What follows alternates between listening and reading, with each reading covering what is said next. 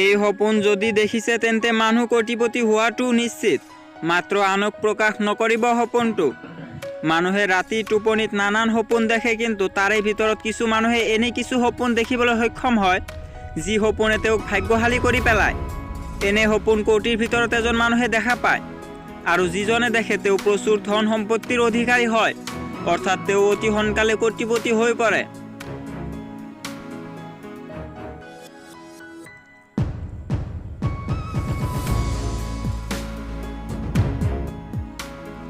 সপোনৰ জগতৰ বিভিন্ন ৰহস্যময় কথা কৈ শেষ কৰিব নোৱাৰি।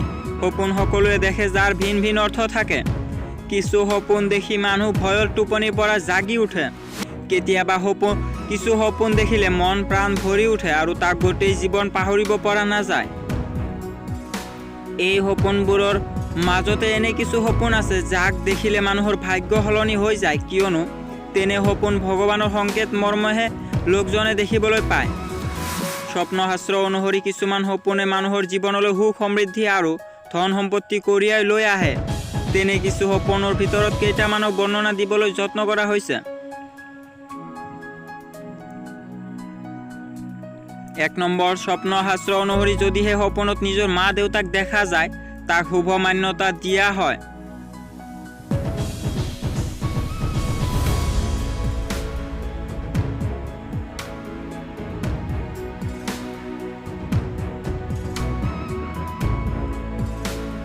সপোনত যদি মা দেউতা উভয়ে বা কোনো এজনে নিজৰ সন্তানক জলপান কৰোৱা দেখা পায়, সেয়া অত্যন্ত মংগলজনক আৰু সেই ব্যক্তি আগন্তুক খুব কম দিনৰ ভিতৰতে প্ৰচুৰ ধন সম্পত্তিৰ অধিকাৰী হৈ পৰাৰ সম্ভাৱনা প্ৰকট।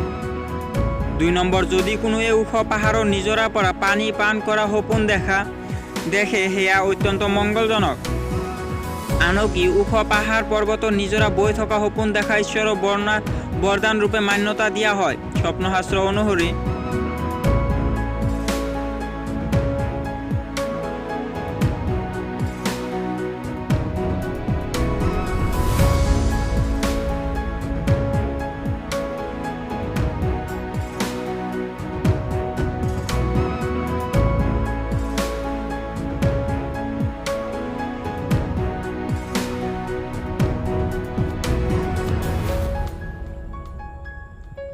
তিনি নম্বৰ, সপোনত ভগৱান বা ঈশ্বৰৰ প্ৰতিমূৰ্তি দেখা সৌভাগ্যৰ কথা।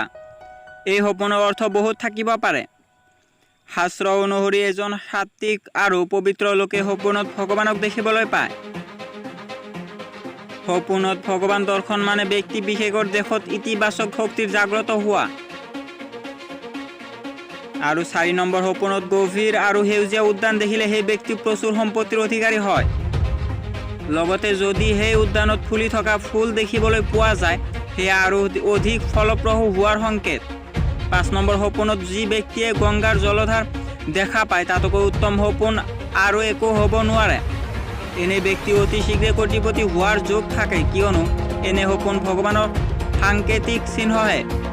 কিন্তু এনে সপোনৰ কথা আনক কেতিয়াও ক'ব নালাগে।